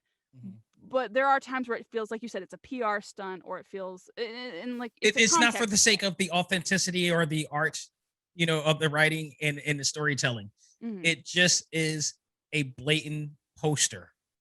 Right. Like they're you can't just swap people in and out as if they're just like interchangeable. Like there has to be a point to it. There has to be, you know, what is, you know, is it just the same narrative, the same story that's going on, the same premise, but you just made them, you know, a different ethnicity, right? Or like is it like that is a colored different in the coloring book, like right? Like, exactly. We're gonna color this one brown instead of white. Look, exactly. Or is it basically that there's going to be a backstory to why this person is of this, ethnicity or whatever like that, but also it is the character based on, so if you add a little bit more narrative to that backstory of the character, to me, that you do have intentions. You do have somewhat good intentions to it. So I'm okay with. And it can go back and forth, because even then, like, I don't like things that are heavy-handed either. So there's times where they're like, well, if you haven't realized, I'm black and I'm a black, like, so it's kind of like, so it's, I think like movies like with Will Smith were a good example, where it's like, he is clearly a black man, but the whole thing isn't about him. Like, like, why is there a black man on my screen? Like, you just Right. like, oh, there's a black man who happens to be a superhero, like Hitchcock Right. or whatever. Like, and I like the way that those are done, because like they kind of, I don't know, it's such a balance. But yeah, in storytelling, I feel like you can't be preachy, and you also It needs to can't. be subtle. It needs to be very subtle. Yeah, subtle. Show, don't tell. And that's my big problem Exactly. with a lot of these projects that, and I feel like if I say wokeness, people are gonna be like, oh, you're whatever. And it's like, no, I'm not like alt-right or whatever, but I'm also just like, I want a good story, and I don't want you to insult my intelligence by thinking I'm so dumb that you need to force feed all the morals. Like, where it's like, do you get it? This is Hmm. an allegory to this thing that's happening in real life. It's like, I want it to be so subtle that I'm like, oh my gosh. Like when I'm talking about it later, I'm like, what? Like that to me is really good storytelling. And I did a paper on this, and I'm going to make Christians mad. I used to be very religious, and I even went to seminary for a semester, but then I dropped out after. I'm like, I don't know. I don't know if I believe this anymore. But I wrote a paper on, because the class was called Aesthetics of Atheism. And because I figured if I'm gonna spend $30,000 on a master's degree, I might as well start off with the most challenging course and challenge my beliefs. And if I don't make it through, Oh, then I won't you took religion and philosophy too? Well, I took the very first class. I only took one class. Like, I took one class like in the semester, and it was Aesthetics of Atheism. And afterwards, I'm like, I don't know. Like, it's not. It wasn't like I'm an atheist. It's more just like, I'm like, I don't know. I cannot say. Yeah, right. So I did a paper in that class that I feel like it has parallels to kind of like the whole pandering thing, where Yeah. I explained why I think secular or non-religious specific or atheist, I guess. Movies aren't necessarily atheist, but just secular movies tend to be better than a lot of the Christian entertainment that I was raised on. It's just like, it's always cheesy. It's always like, and I was trying to explain why. And part of it is that Christian entertainment has a message they're trying to tell you. There's a narrative. Yeah. There's a narrative, and they really need you to get it. So it's like, cinema is supposed to raise questions. The arts, right. I don't know. Good stories raise questions. Right. They don't answer them for you. So that at least that's how I feel. Like, if a movie, to me, when a movie's hitting you over the head, it's because they're answering the question. They're like, here's the problem, and the solution is this. It's like, like, I want a movie that like raises discussion. Like, I know a lot of people had a lot of opinions about it, but when I saw Joker in the theater, me and my friend were talking about it the rest of the day. Like, we're like, oh my gosh, like, was this real, or was that in his head? And like, also, like, I mean, that's not okay, but I also see, like, I want something that makes me have to go inside. But if you're just spoon feeding us morals and telling us how we should feel about things, and like, this is bad, right? This is a bad thing. It's like, we get it. Like, I just want to be entertained. And it's not even just movies. Other forms of entertainment has done that a lot.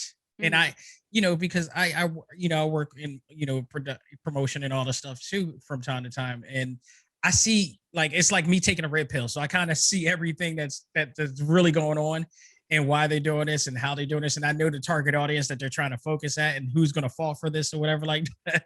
So trust me, I totally concur with that.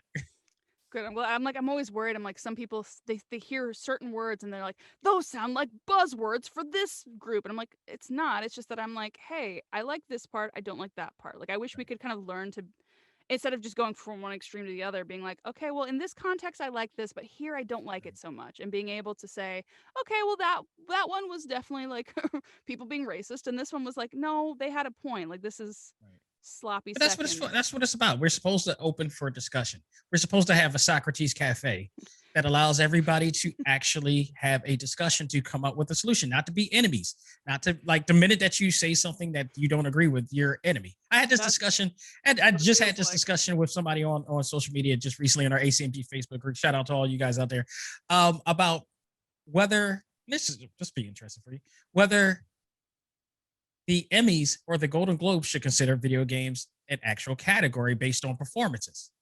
Yeah. majority of the poll, like 99.5% of the poll said yes, the one said no, and we had a conversation about it, and he said it was a whole different medium.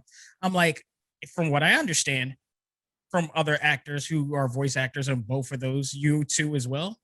For God's sakes, you played in many video games, including one named Jackass. I just started playing. Nice. There's a lot of similarities in terms of, just the performances and the storytelling and everything like that. Like I get emotionally attached to the stories in these productions as much as I would on a movie and stuff like that.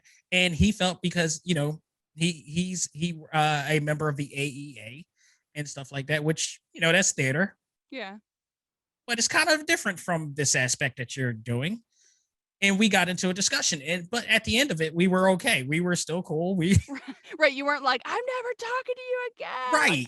Oh gosh. It got heated for like a little bit, but it was like, and we kind of, context was being taken off a bit. But at the end, we were like, all right, no, we're cool. That's what it's all about. You need to have that.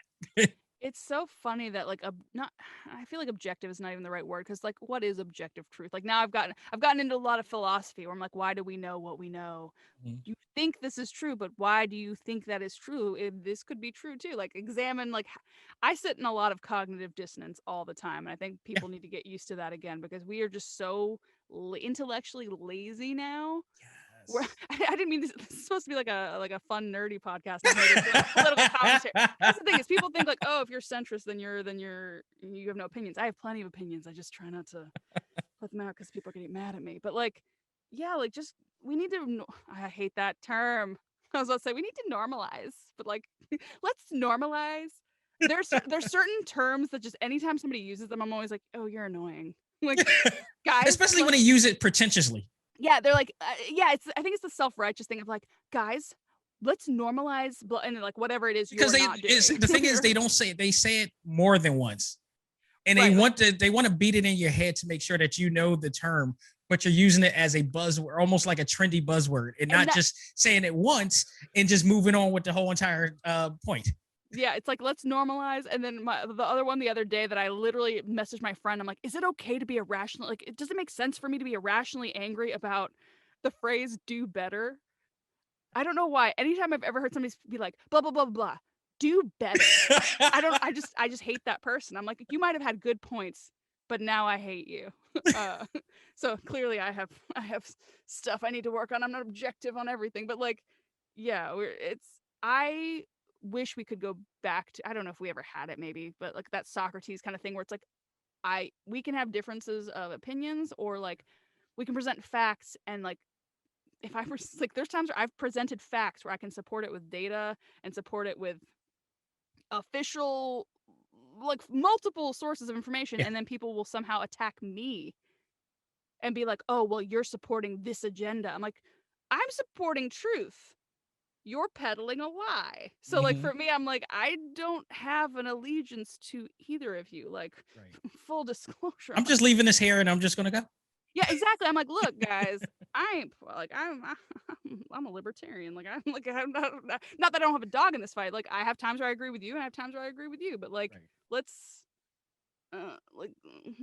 calm it down and be like, I don't care if this person that you think is bad did something, like, did they actually do this thing or not? Like, and good people can do bad things and bad people can do good things. And we need to be able to hold that and be like, crap, this person I really like did something bad. Instead of trying to rationalize it, let me say, yeah, that was bad.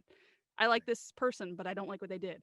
Or, God, I hate this person, but I kind of liked this bill they passed, or whatever. Like, I don't know. And that's me pushing an answer on everybody else and moralizing and doing exactly what I hate to do. I should have raised questions. I should have just asked a bunch of questions. Well, that's what Socrates Cafe is. Basically, it's always asking questions and more than probably getting an answer to it. So wait, that's actually like a real thing? I wasn't sure if you were just saying like, I thought you were Socrates, Socrates Cafe basically is it's like the term church, what the term church is intended. It's a place where church is a place where people preach, but Socrates Cafe in this case is a place where people gather to twisting. Yeah, or just share philosophies and just explore thought. I love and process. That. Yeah, I'm surprised they haven't had any like actual cafes or websites with that, but No, that's an actual term.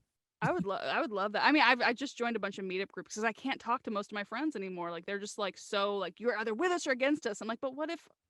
Mm, okay, so like Like now I'm instead of just having an actual, concrete, form of thought, why don't just be open and allow things to enter in to probably recreate it? G can do your mind, if you will. yeah, exactly. Like just go with the flow and like be like, I have this stance, but if something adjusts it, I have to adjust. I mean, the Um, truth is that there's always going to be something. It's sometimes even if it's concrete, time changes it.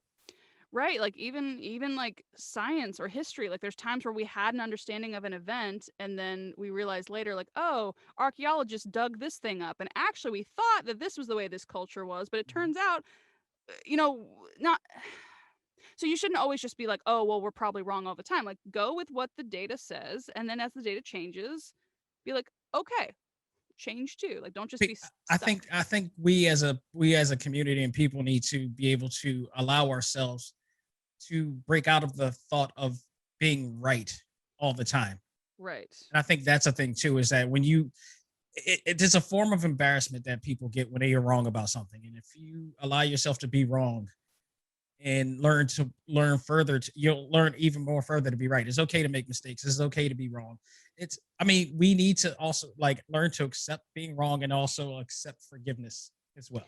Yes, like have grace for people. And also don't Absolutely. don't identify as your thoughts, I guess. Like Mhm. there's people who like they cannot be wrong because if they are wrong, everything they know about the world is a lie And and you their whole vilified them identity. from the dead. Yeah, and it's like, dude, like have other things going on. Don't just be like, I am my politics or I am my religion or I am whatever. Because then if I'm able to prove you wrong, then your world is shattered. Versus like, I mean, I'm not saying be detached either, but like hold everything loosely. Like I have very passionate opinions, but then when somebody's like, hey, actually, that's a common misconception. Here's data. Like I always say, like, okay, well, send it to me. I'll do research. Like, and then Right. every week there's always something where I'm like, I thought I knew it. I thought I finally figured out the world. And then it turns out there's always another facet to it. Yep. So be intellectually curious. Like it's actually more fun to me now that I realize how little I know. Like I thought I'm like, oh yeah, this is the world. Anybody who disagrees is evil. I think it's the only way to stay younger too, mentally stay younger, is because you're allowing yourself to learn more. Yeah, like I'm like curious. I'm like, oh, like should I like do like audit some philosophy classes and like audit like I think we should let's normalize people reading opinions from the opposite side, Right. but like good opinions. Like Right. not the stupid opinions, but like the intellectual arguments from both sides. Right. That's a very fun challenge where you're like, oh, I hate these people, but let's see what they have to say and why they think that way. And Right. every time I do that, I'm like, well, crap. Okay, maybe it's not because they're the devil. Some people are the devil, but like a lot of people, I'm like, Right. oh, But there may be some dimension and depth to people that we don't know about. Everybody has a story by the time they reach the person that they talk to that draws that inference on them. yeah, exactly. Like, and there's, I know a lot of people are like, they don't like the term nuance, but I'm like, I'm all about nuance where it's like, yeah, like you can't paint everybody with the same brush. We don't want that. Like, don't do that to anybody. Like, no one. It's like that Key and Peele sketch with the Black Republicans, where it's like, we are not a monolith, but it's true, you know. Like when people say, like when they cast me and they're like, hey, can you sound more whatever? It's like, so you had an idea in your head of what black sounded like, is what this sound like to me. Mm-hmm. It's like there's blurs, like there's like black nerds, there's black jocks, there's black everything, Right. and yet I think Hollywood. That is one thing where Hollywood I think is a little bit behind talking about representation. Is I think Yeah. they're getting a little bit better because you're starting to see different types of stories from people of color, but like I They're want they're to taking they're putting in the effort. yeah, like they're putting in the effort and I think we're going to start to see that and I like we're starting to see or like even like an Issa Rae, like she was, her web series that inspired or that got Uh, her insecure Insecure, yeah. was it Adventures of an Awkward Black Girl or Diary of an Awkward Black Girl, Mm-hmm. and like that was something we hadn't seen before. Right. There's plenty of awkward black girls like who are like, well, like funny, quirky, whatever, but like Yep. that was not a trope we had seen before. So I'm excited to see us go past the idea that diversity just means changing the skin color or changing the gender of the character and going into like what is this particular Black person's deal? Right. You know, like they don't have to align with everything. Like it's not like Just showing that we have different dimension and we are capable of, experiencing practically some of the most similar things that other people have experienced for other cultures as well. yeah, like, and the idea that like all they're like, oh well, Black people vote this way, or they all think this way, or they all want this. It's like, well, what? Like, not is there a meeting that I missed out on where it's like we all decided like this is what we want, we don't want this, and we all make Yeah, only this. there's an ideology summit that comes every year. I missed it. You know what? It's probably because they learned that I always thought I was half Black because my dad's Black, but he's from Louisiana, so he's got a lot going on in there, like Louisiana Creole thing. So it shouldn't have been a surprise to me because like the way I look, but like I got my ancestry test and it said I was 33% Black. Hmm. So I'm not half, I'm a third. So I think that's probably why they don't invite me to the So you're summit. around the way, but you kind of in the corner. Yeah, like they don't invite me to the summit because they're like, look, like maybe standing room only. Like if we have room, we can let you in, but like we got enough people. We don't need your pasty ass make decisions. Like, Oh, geez. So I got two more questions for you, but I always have a blast with you. I'm happy to finally get to see you because every time it's the funny story is that like the times that I tried to see you at cons and everything, like in San Diego, you were so packed. That Sailor Moon line was so packed. Yeah, I learned the hard way. Like I was trying to run into Cress at San Diego Comic-Con and it just wasn't working. Like my own if friends. If he was in the WB booth, yeah, that always stay packed. Like just the whole event. I'm just like, and other friends were like, hey, let's meet up. I'm like, this is not happening. So San Diego Comic-Con's the worst. It's the worst place to meet up with people. That it's is absolutely too crowded. Unless you're working in a panel with them. Right. Yeah, exactly. Like you already have to be coordinated in that. Because I remember, like, I don't know if I emailed you or I texted you, on social media or something like that. Like, I was so close, but this line of Sailor Moon cosplayers just bombarded everything. It's like, oh no, I won't. It's gonna be hours before I even say hi in person. Yeah. No. So like, you're in what, Philly? Yeah. Yeah. So if I ever come, I mean, I haven't gone to any cons in Pennsylvania. It's weird. There's certain states that don't have. You know what's the bad part is that like Repop had Keystone Comic Con here, and they're not gonna have it this year, unfortunately, but maybe next year. So hopefully, we can make that happen. Because I mean, I had Molly and I had Molly down here, and I think I got Molly to come to Philly for them. Mm-hmm. But Gray Griffin was down here as well, and a few others, and we had a good time hanging out after hours and all the stuff. And there's some really great places. I mean, let's make that happen. I was only there for like a month, but it was like back in like right before college. I spent a month doing a summer at the University of the Arts. Oh, right around my way. That's like I'm in University City. Yeah, and I loved it. Like, there's just some cities that have great vibes. Oh, you were in a great spot. Yeah, that was a great spot. Like that Philly, and again, I know some parts of Philly aren't as good, but like that spot was really cute. Yeah. Boston, Atlanta, like there's just some cities that just like embrace you like a hug or like a weighted blanket. Like the next time you come to Philly, let me know. And if you are, Repop bound or whatever like that, definitely let me know because. I want to make my biggest importance to make sure that you never eat a cheesesteak at the stupid tourist spots that everybody goes to. I went and I had a cheesesteak and I hated it. So now people are like, oh, you have to have a Philly cheesesteak. I'm like, oh, I've had one in Philly, but I'm sure I probably got a bad. It was like I think it was like a food court. It wasn't even like we'll talk about that after this. I don't remember what it was called, but I remember it being like it felt like it was like an underground food court or something. I think I know where you're talking about. So is that a touristy spot? It's kind of it's one of the better touristy spots, but there's some really cool spots that like we can hang out and I can put you down on some good stuff. Okay, yeah, because there was one sushi place. I hope it's still there, but like I still remember it. It was so good, and there's like a bunch of like light up stuff. Yeah. I don't know if that's this was like 10 years ago. Oh, good Lord. Yeah. We're gonna have to talk because chances are that place is not there anymore. Oh no. Okay. But no, it's on the up. A lot of things have changed. We got a new everything downtown and everything. So yeah, we'll definitely thank you for coming on again. And you have been always awesome on this show. And I am looking forward to actually getting a chance to see you very soon. But I got two more questions for you. Yes. In regards to everything that you've done since we last spoke. I mean, you've become an ADR writer, you've produced, you even did some stand up, if you will, and much Yeah. more. Like you're just putting your hands into everything, and I dig that. How have those ventures been for you, and possibly what is the biggest lesson that you can take from that have you taken from it? Well, ADR writing has been kind of like my day job thing because, like, Mhm. acting work like comes and goes. Sometimes it's enough to support you, other times it's not. So, I just got done with like a final burst of like doing way too much. Because there's not a lot of ADR writers, so it's like when you'll never run out of work. If you decide to train and become an ADR writer, you will always work, which is Right. cool. But I also was doing 4 projects at once these past couple of months, working 7 days a week. I'm like, this is awful. So it's renewed my and then I had COVID in February, so I was like out for a couple weeks. I was like, ugh.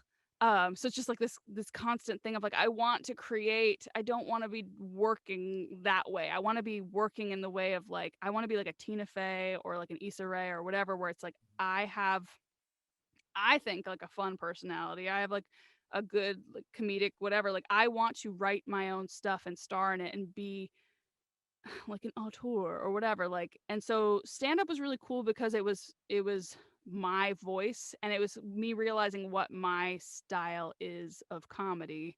I only did it the once though. Like I had such a great time. It was like my class graduation show, so the audience was so much better than it'll ever be in the real world, and I haven't done it since. um I constantly think about it because like I have plenty of opinions that like I think people might find funny, where it's like ways to turn things, or even like the clan hood and salsa thing or whatever. Like I can just fart out funny stuff too. Right. That's me being arrogant. I'm like, I'm so funny. Uh, anyway, um, producing is very, very hard. I'm good at it because again, I'm very anxious. So being anxious, your brain never lets you sleep. It's like, did you call that person? Did you do this and that? So I'm good at it. I hate it. Hate it, hate it, hate it. The only way I would ever produce is if somebody else was putting in the money, somebody else was organizing the shoots, and then I just got to be like a producer that's like my name's in the credits. And like maybe I put in some money because like Right. I'm rich and a celebrity and it's like, oh yeah, it's a vanity project or whatever. But like I I hate producing. The only reason I produced was because I wanted to get my own stuff out there. So like I like the writing and acting part. Although recently I had a thought where I'm like, oh, do I not actually like acting? And it was like a weird existential crisis. It's that I don't like not having creative input. Right. So when you're working with directors, sometimes you get really good directors, but a lot of times the voiceover, they're not directors.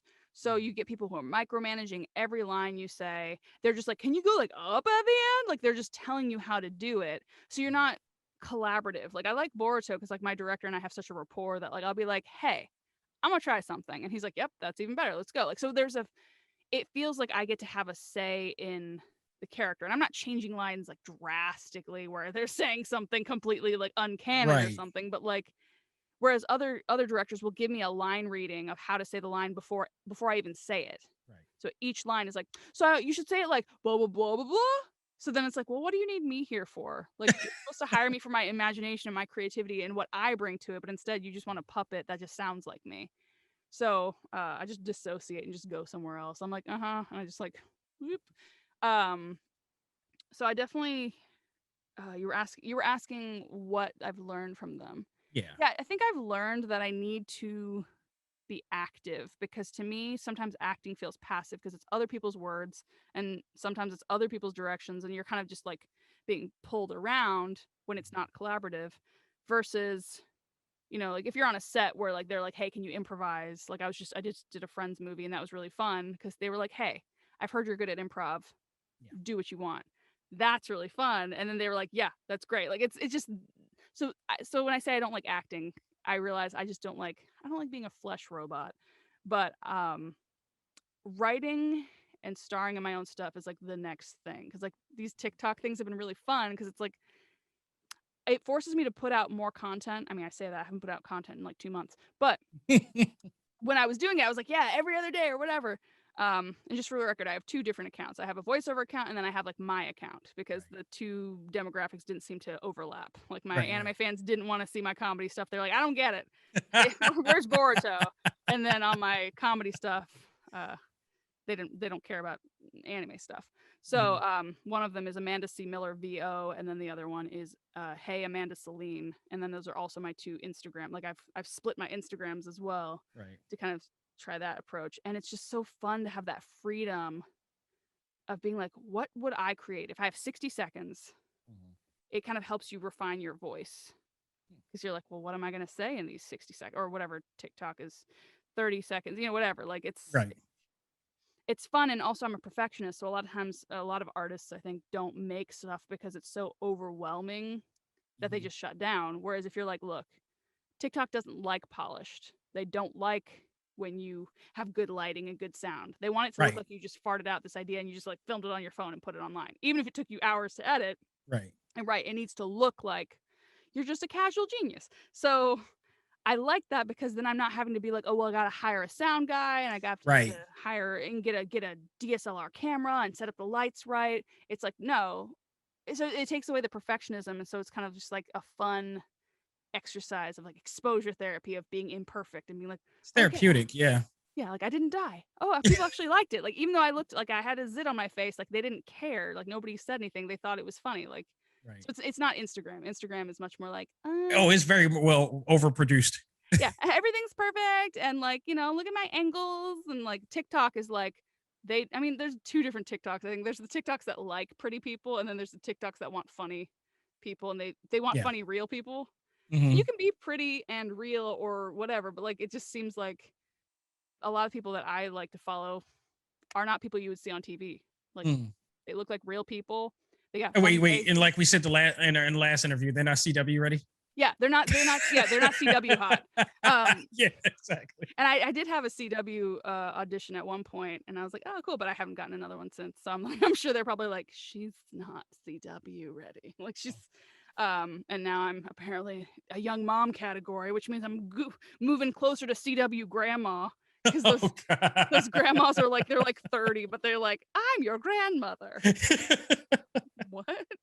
They might put like a streak of silver in their hair, but they're still like runway models. The mindset of Greg Berlanti.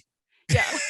I have liked some of his shows, but I definitely am like, dude, that's not a great. They're great.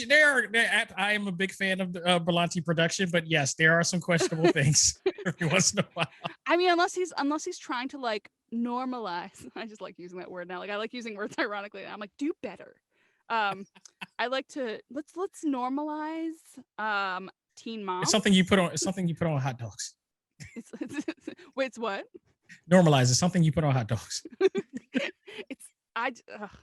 So it drives me nuts, but yeah, like sometimes I accidentally use it. I'm like, oh, but yeah, like I think maybe Greg's just trying to normalize teen mothers. Like that's why they're so young, because they were, and I'm just kidding. I'm just thinking like maybe I'm trying to figure out like what's going on in his head. He's like, yeah, they had her when they were 14. This should be talking about the epidemic of, I don't know, like, teachers grooming young people. Like this should be sad. Don't make fun of these sexy grandmas.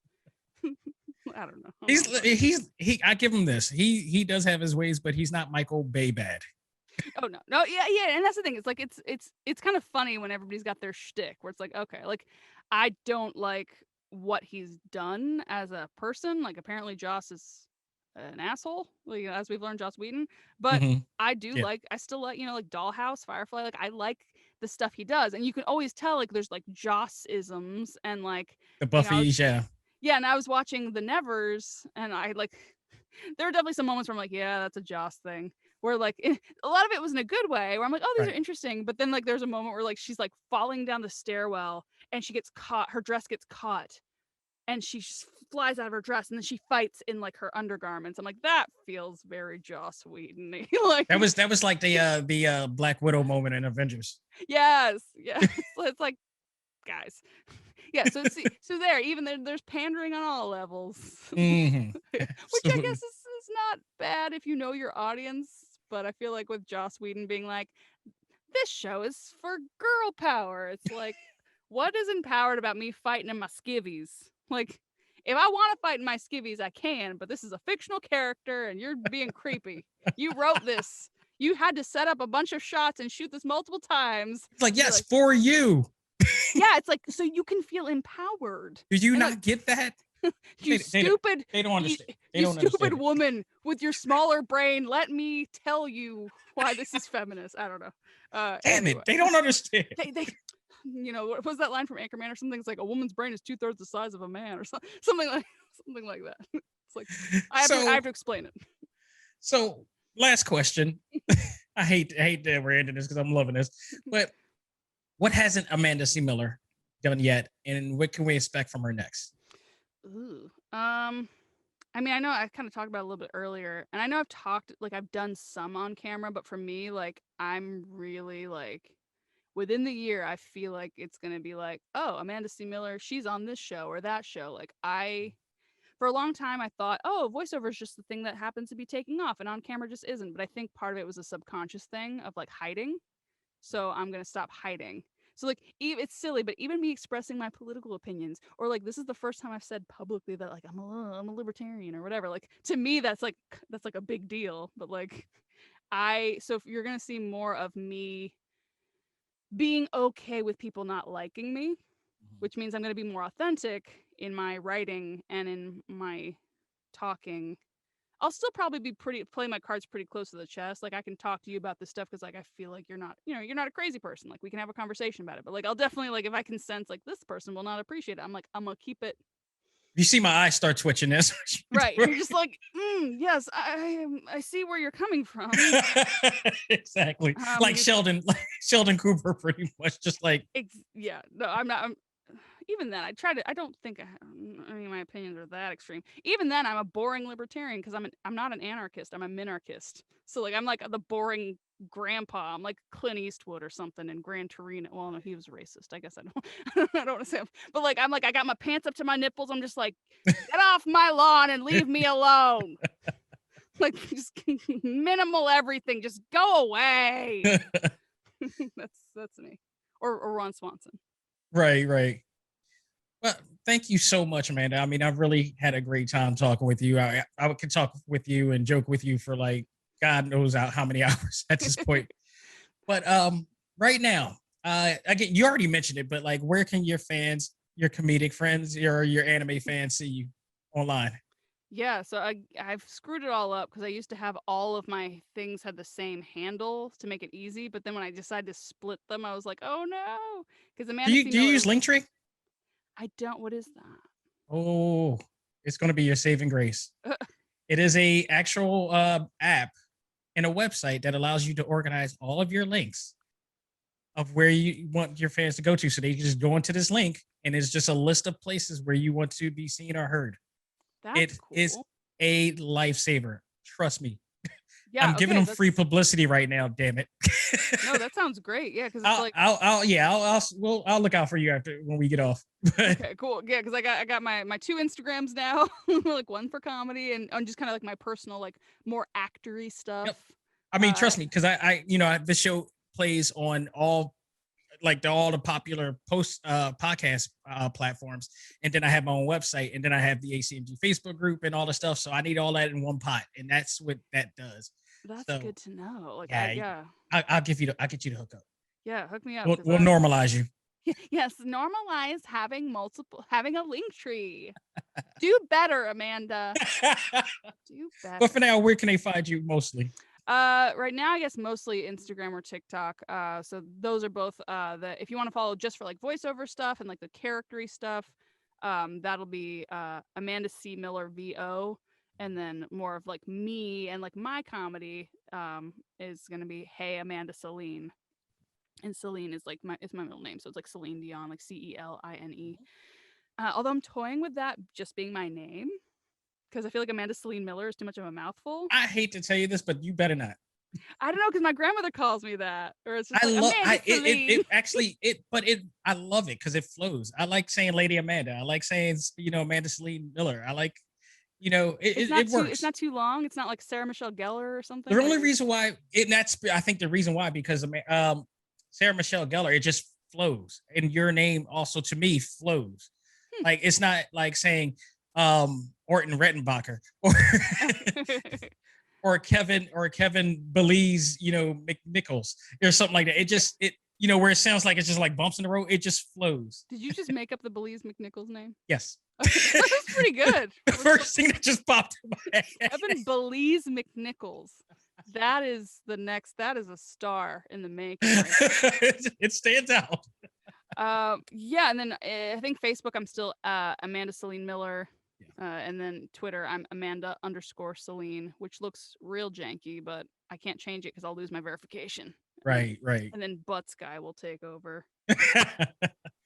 I don't need to go into him, but yeah, he's the bane of a lot of voice actors' existence.